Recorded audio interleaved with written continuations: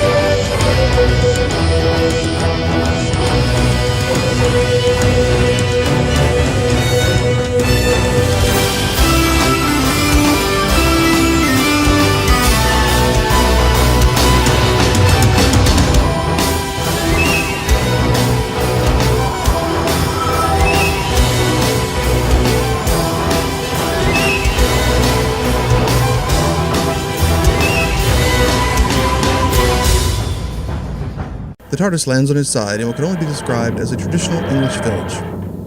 A neighbor who is walking his dog hears a loud bang and turns around.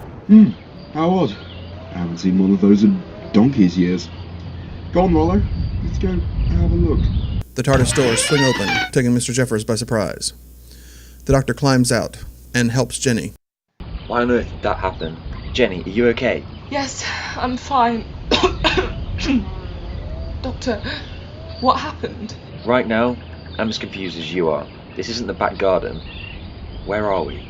Like I said, I wanted to go home. This is home.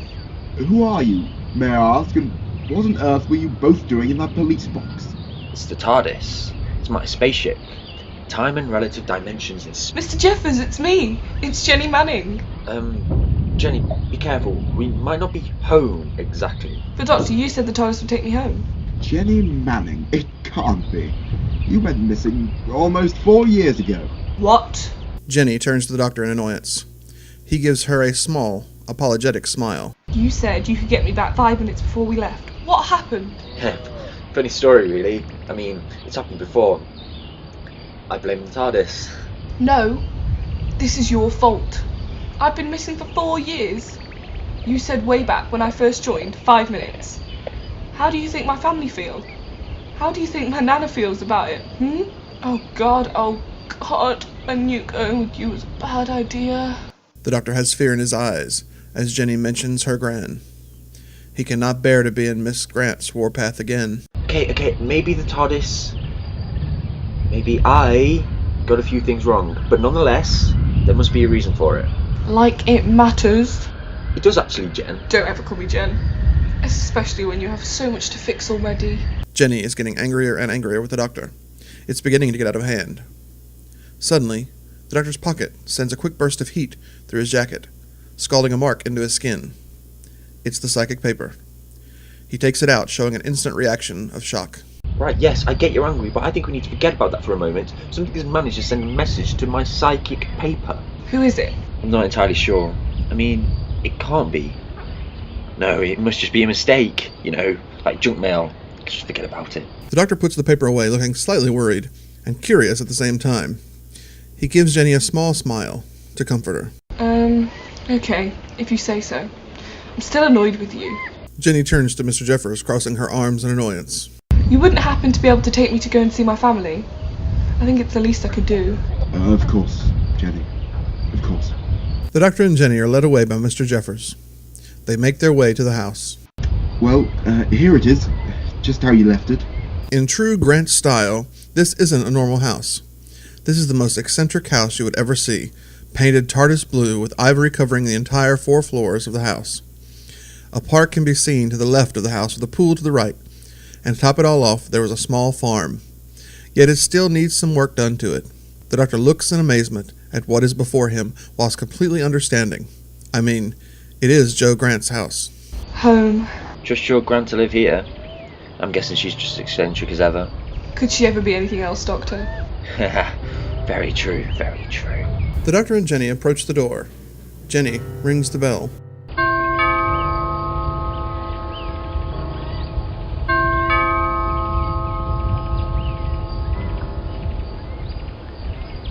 Shut it, or else I'll throw the shoe right over your eye. Hi, Mom. Lisa just stares at Jenny, not believing her eyes. The doctor just awkwardly stands there. Mom. It's me. I'm home. Jenny goes to hug her mom. At this point, Lisa is not angry, but upset and confused. No, it's not. It can't be. Jenny's dead. Don't do this. Please, not now. She's dead. Lisa, still just staring at Jenny, begins to cry, shaking with emotion. Who are you? Jenny, your daughter? Look, I know what's happened. I know you thought I was kidnapped and killed, but I wasn't. Believe me, Mom. If you are Jenny, where have you been then? Where could you have possibly been for 4 years? I've been with the doctor. Don't be stupid. Don't bring your gran into this. No, she was. I am him. I'm the doctor. Different face, you see. But you took my mum travelling years ago. How could you look so young? I'm a Time Lord. An alien, you might say. Or, in my eyes, you're the alien. Lisa, still not understanding, just stares at both Jenny and the doctor. Look, Mum, it's me. Now are you going to let us in? It's freezing out here. Lisa lets the pair in, just staring at them as they pass her. Jenny strolls in, as if she's never left. Is Nana Jo home? What do you think? Of course not. She's in Kenya working with an orphanage. Good old Joe. Fighting for what's right. Your dad's in though if you want to see him. Not sure why you would though. What do you mean? What's happened? Well, since getting his new job of his, he seems to have no time for his family anymore. You're lucky he's in. He's usually at work 24/7. New job? Yeah. No longer is your dad the manager of the bakery. He's the CEO of the new Steelworks that has just moved into the village. And I saw it is. The doctor drops what he's holding and becomes a lot more interested. Almost if he's worried.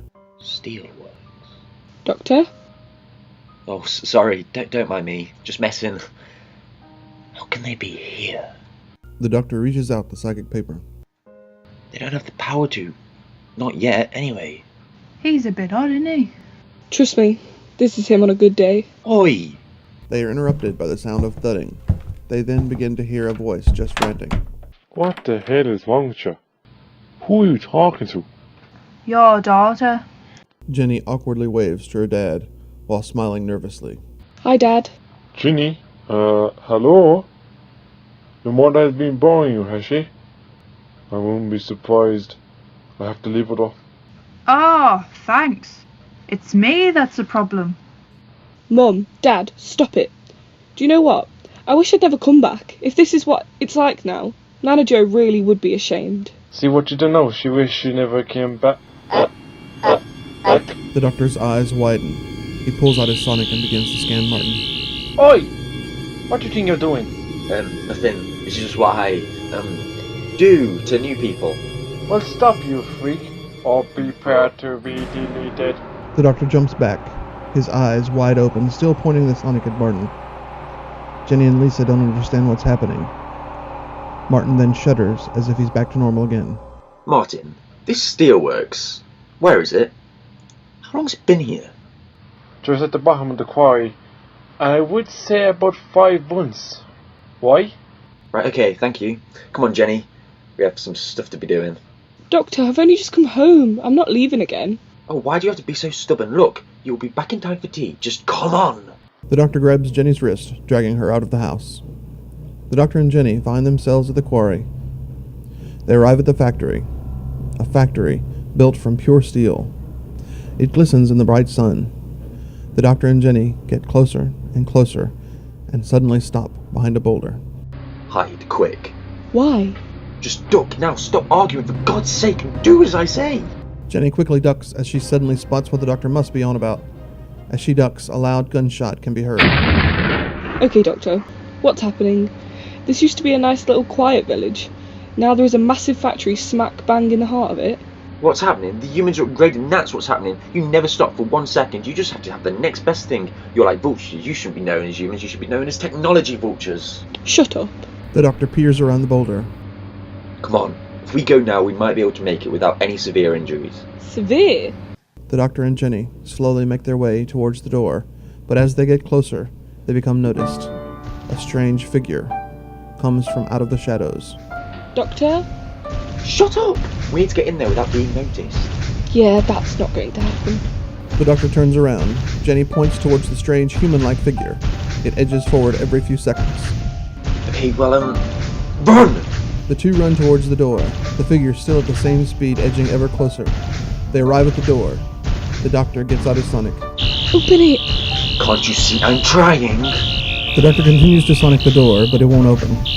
The figure gets closer and closer and closer. You're an alien from a highly regarded race. You've battled armies and you are being beaten by a door.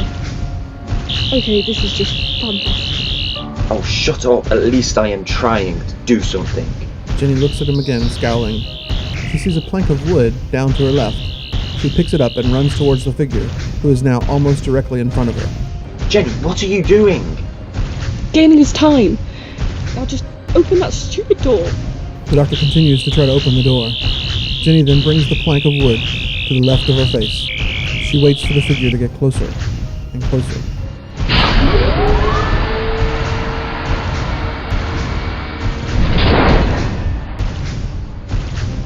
Jenny, it's open. Come on! She stays where she is, the plank still by her face. Then as the figure is directly in front of her, she brings the plank around at full pelt, smashing it into its head. A loud metallic bang can be heard as the plank hits it and falls to the floor. As she turns around to run, the doctor gives a loud shout. Jenny, get here! Now! Run! Jenny runs to him and they both enter the building. The door quickly shuts behind them. What's up? I sorted it. Just stay by me. It's not safe. Inside the factory is extremely clean, clinical almost. The walls and floors are metallic. In the background you can hear sounds of a factory at work.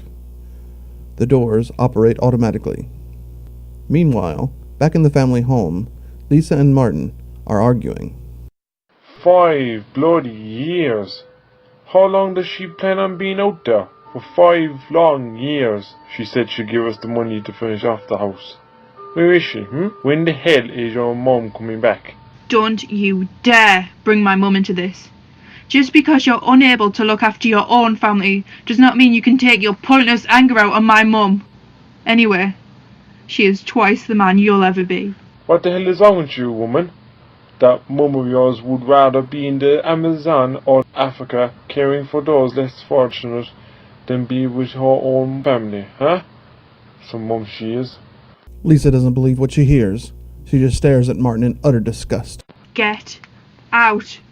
Get out! Get out! Get out! Get out! Get out! Get out! Get out!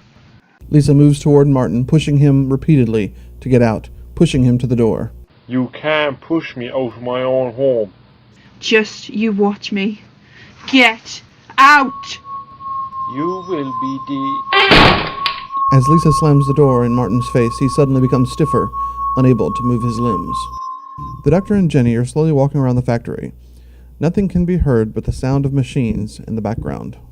Jenny, do you ever get that feeling that you know what's happening, but are never quite sure you are 100% certain? Yep. All the time. I'm guessing that you are feeling like that now? You know me too well. The two suddenly stop in place. What was that? Come on, let's go find out. The doctor runs around the corner to where the sound has come from. Wait up. Ah!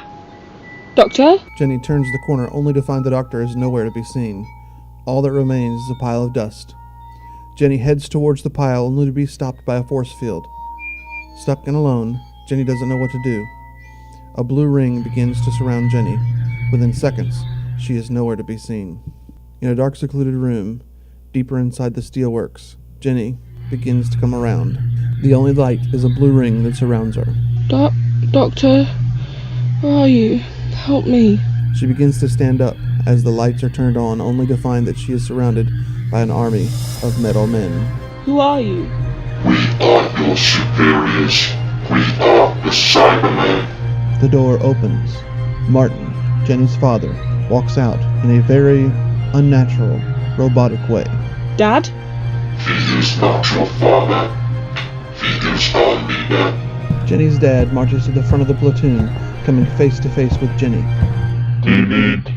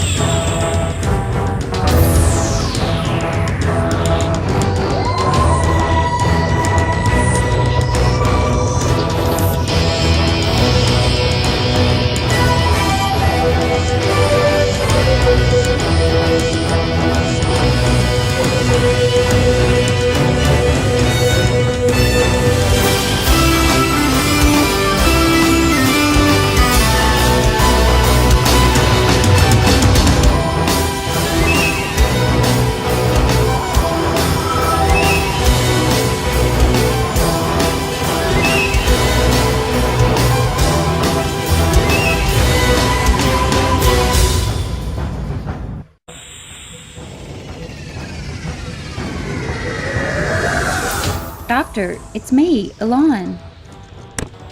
Please believe me, Jenni. I never wanted any of this to happen. There is this race known as assignment. I show all the emotion I need. I don't need a daughter. I don't need family. No, this isn't you. Simon converting themselves? What's wrong with you? You bored or something? You can either live your life out forever, alone as a Cyberman, or you can die today saving the person that means the most to you. But I will die. And Jenni will get to live. Isn't that worth it? The upgrading has begun.